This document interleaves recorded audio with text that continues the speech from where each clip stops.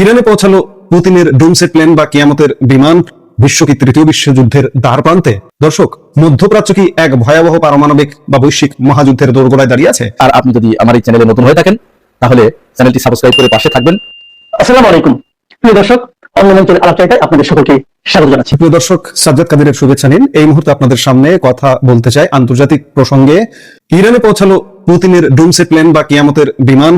বিশ্ব কি তৃতীয় বিশ্বযুদ্ধের দ্বার প্রান্তে? দর্শক, মধ্যপ্রাচ্য কি এক ভয়াবহ পারমাণবিক বা বৈশ্বিক মহাযুদ্ধের দোরগোড়ায় দাঁড়িয়ে আছে? ঠিক যখন আমেরিকা এবং ইরানের মধ্যে রক্তক্ষয়ী সামরিক সংঘাত চরম সীমায় পৌঁছেছে, ঠিক তখনই তেহরানের মাটিতে অবতরণ করেছে রাশিয়ার সবচেয়ে রহস্যময় এবং মারাত্মক এক যুদ্ধ বিমান, যাকে বলা হয় ভ্লাদিমির পুতিনের ডুমসে প্লেন বা কিয়ামতের বিমান। আন্তর্জাতিক সংবাদ মাধ্যমগুলোর এক চাঞ্চল্যকর প্রতিবেদনে বিশ্বজুড়ে তোলপাড় শুরু হয়ে গেছে।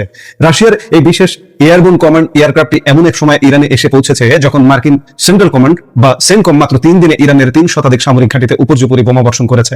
আর এর জবাবে ইরানের ইসলামিক রেভলিউশনারি গার্ড কর্পস বা IRGC মধ্যপ্রাচ্যের 4টি দেশে মার্কিন ঘাঁটিগুলোতে সরাসরি ক্ষেপণাস্ত্র হামলা চালিয়েছে।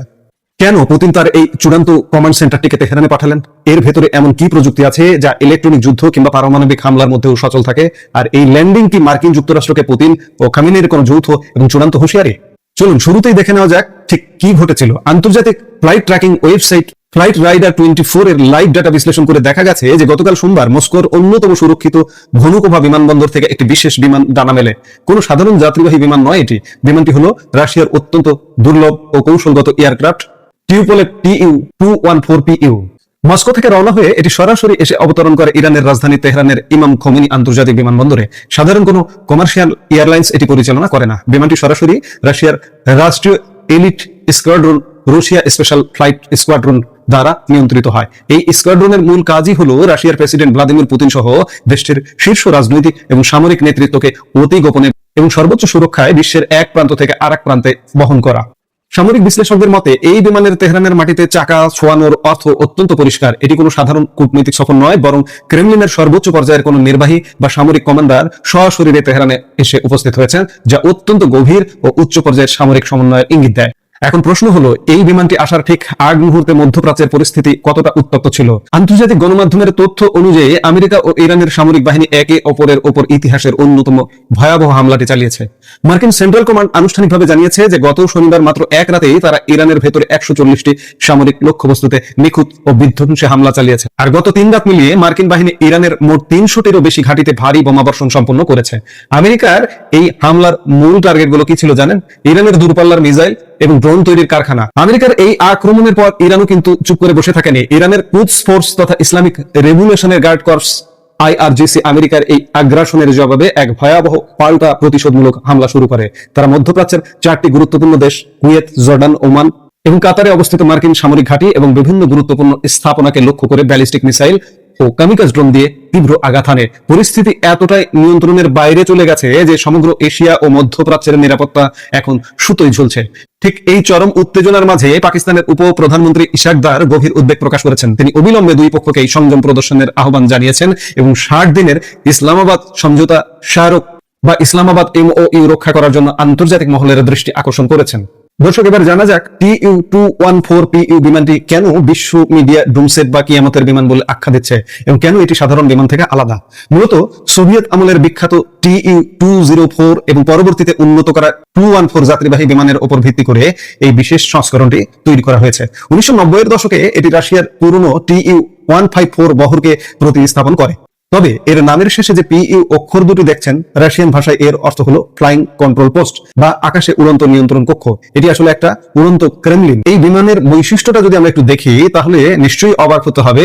এই টুইন ইঞ্জিন বিশিষ্ট বিমানটি ঘন্টায় 850 কিলোমিটার ক্রুজিং স্পিডে একটানা 6500 কিলোমিটারের পথ পাড়ি দিতে সক্ষম। বিমানটির বডিতে কোনো সাধারণ জানালা নেই বললেই চলে, যাতে পারমাণবিক বিস্ফোরণের আলো বা তাপ ভেতরে ক্ষতি করতে না পারে। এটি সম্পূর্ণভাবে ইলেকট্রোম্যাগনেটিক পালস হার্ডেনিং প্রযুক্তিতে মোড়ানো, অর্থাৎ এর আশেপাশে কোনো পারমাণবিক বা ইলেকট্রনিক হামলা হলেও ভেতরের কম্পিউটার ও সিস্টেম অচল হবে না। এর পিছের উপর নৌকার মতো দেখতে একটি বিশেষ স্যাটেলাইট কমিউনিকেশন ফেয়ারিং রয়েছে। এর মাধ্যমে এটি অত্যন্ত সুরক্ষিত এনক্রিপ্টেড ডাটা লিঙ্ক এবং জ্যামিং প্রতিরোধী প্রযুক্তির সাহায্যে মহাকাশের স্যাটেলাইট এবং গভীর সমুদ্রে থাকা পারমাণবিক সাবমেরিনের সাথেও সার্বক্ষণিক যোগাযোগ রাখতে পারে। সহজ কথায়, যদি মাটিতে পারমাণবিক যুদ্ধ লেগে পুরো নিয়ন্ত্রণ ব্যবস্থা ধ্বংস হয়ে যায়, রাশিয়ার শীর্ষ কমান্ডাররা এই বিমানের ভেতরে বসে নিরাপদে থেকে পুরো যুদ্ধ পরিচালনা করতে পারবেন। এখন আসল কথায় আসি, রাশিয়া ও ইরানের পক্ষ থেকে এই বিমানের আগমন নিয়ে এখনো কোনো আনুষ্ঠানিক বা অফিসিয়াল বক্তব্য দেওয়া হয়নি, কিন্তু আন্তর্জাতিক ভূ রাজনীতিবিদদের মতে এই ফ্লাইটে কোনো কাকতালীয় ঘটনা নয়। এটি আমেরিকার জন্য ভ্লাদিমির পুতিনের একটা সরাসরি এবং অত্যন্ত শক্তিশালী ভূ রাজনৈতিক বার্তা বা জিও পলিটিক্যাল সিগন্যাল। বিগত কয়েক বছর ধরে রাশিয়া এবং ইরানের মধ্যে সামরিক ও নিরাপত্তা সহযোগিতা এক অভূতপূর্ব উচ্চতায় পৌঁছেছে। ইউক্রেন যুদ্ধে ইরানের তৈরি শাহেদ ড্রোন রাশিয়াকে যেভাবে সাহায্য করেছে, তার বিনিময়ে রাশিয়া ও ইরানকে উন্নত বিমান প্রতিরক্ষা ব্যবস্থা এবং প্রযুক্তি দিয়ে আসছে। বিশ্লেষকদের ধারণা, আমেরিকা যখন ইরানের 300 লক্ষ্য বস্তুতে আঘাত করেছে, তখন ইরানকে একলা ফেলে না রাখার বার্তা দিতেই এই উড়ন্ত কমান্ড সেন্টার পাঠিয়েছে মস্কো। এর মাধ্যমে হয়তো রাশিয়ার উচ্চ পর্যায়ের সামরিক উপদেষ্টারা ইরানের আকাশসীমা রক্ষা করার জন্য রিয়েল টাইম ইন্টেলিজেন্স বা গোয়েন্দা তথ্য শেয়ার করছেন, কিংবা আমেরিকার জেমিং সিস্টেমকে কাউন্টার করার জন্য ইরানের ইলেকট্রনিক ওয়ারফেয়ারকে শক্তিশালী করতে গাইড করছেন। এটি আমেরিকার জন্য এক বিরাট সতর্ক বার্তা যে ইরানে বেশি বাড়াবাড়ি করলে রাশিয়া সরাসরি এই যুদ্ধে জড়িয়ে পড়তে পারে।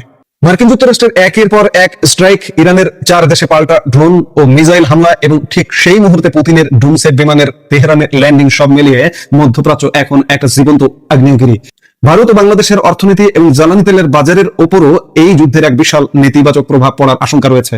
রাশিয়ার এই ডুমসেট বিমান কি সত্যি আমেরিকাকে থামাতে পারবে, নাকি বিশ্ব এক ভয়াবহ তৃতীয় মহাযুদ্ধের দিকে ধাবিত হচ্ছে?